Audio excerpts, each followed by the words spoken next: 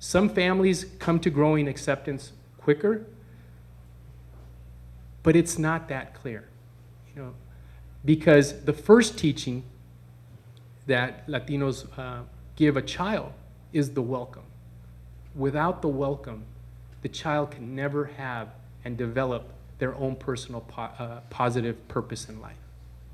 So the stories that get told to a child as they grow up about how they were welcomed, the excitement that the family had prior to that person coming into this world, those are the things that put resiliency, to use the term, into the heart of that child. Without the welcoming story, that child will struggle to develop their positive purpose in life. So what you're observing when you see the excitement around a new birth in the family is actually the core value of the Latino community, who's saying, without consciously saying that's what they're doing, they're just repeating what has happened for eons and eons and eons, and that is we are welcoming this child because they are a member of our family. And I think that's important to recognize. And Latino families, we struggle. When Diego, my 7-year-old son, was getting ready to start kindergarten, his mom, the PhD in the family, was researching every possible option that we had as a family. And when we were, this occupied our personal conversations for 2 months. And it wasn't until towards the end of that discussion that I thought to myself, I said, how do families that don't have the resources to collect all this information manage to make their decisions? And it always comes back to that conversation that I had in Santa Barbara with a father who had come to realize that his daughter, who he expected to go to college, was at a school that didn't allow her to meet the requirements to attend a 4-year university. And he posed this question to me. He says, Hector, aren't all these schools run by the government? I said, well, many of them are. He goes, well, aren't they all the same? And, you know, I think he was stunned with my answer. He says, your experience is teaching you that they're not all the same. That because of where you live, your daughter was given access to a school that now she will have to go to a community college before she matriculates to a 4-year institution. That is not the goal that this father had for his daughter. But that was the reality that their family was now confronting.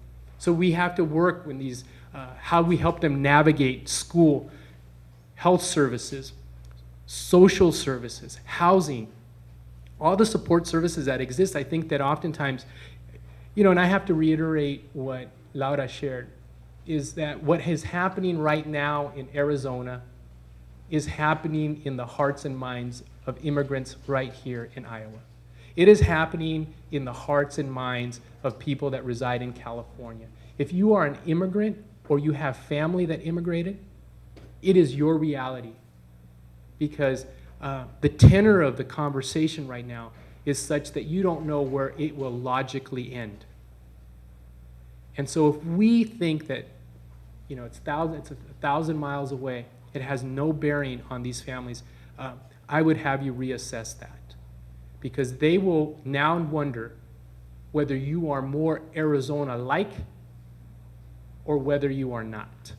And unless you're willing to stand up and share who you are in your personal mission, you may encounter additional obstacles.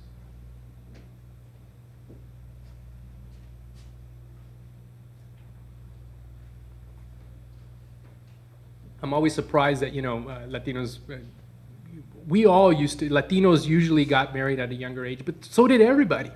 We had conversations last night about, you know, what was expected of people after they finished high school, and some went on to college, and some people got married and started their families.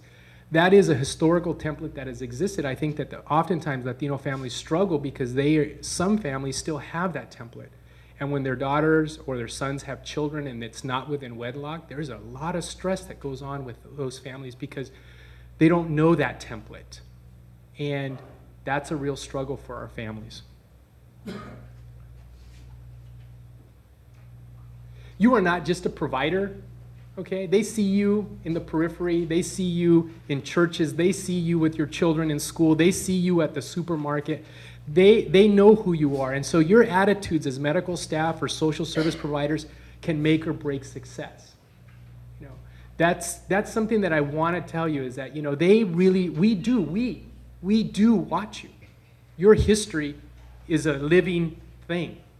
And so unless you realize that, when I would hire staff and they would later tell me, they say, you know, Hector, I never knew that this job was 24/7. And I said, well, if you live in the community, it is. And at first they didn't get it. But then when the mothers come knocking at their doors to get them to get services, then they're like, you know, but I never gave it. I don't know where the referral. They saw you, Alejandro. They know who you are. They know what you're going to do. So just do it. It's a double-edged sword. If Alejandro is living a life that is less than noble, will they send children, young men, to him for services?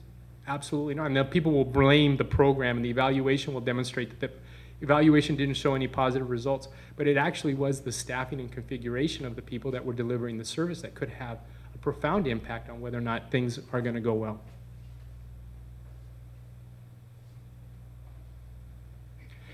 How many of you had the pleasure of coming from families where not only sexual body parts, you know, that is where everything is, and your sexual development was part of your conversations growing up? How many of us have had that experience? Raise your hand. 1, 2, 3, 4, 5, 6.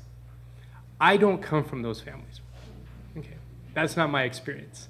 But what I'm growing to understand is that those that do are definitely in the minority.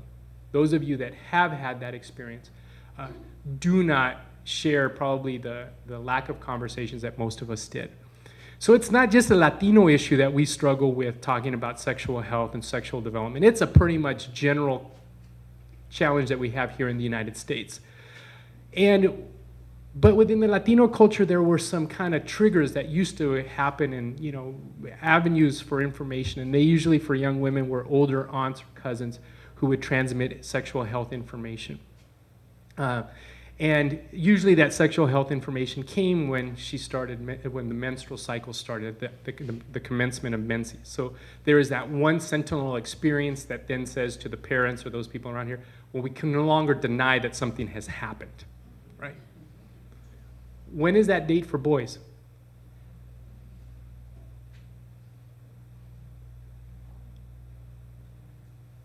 Is it the onset of nocturnal emissions?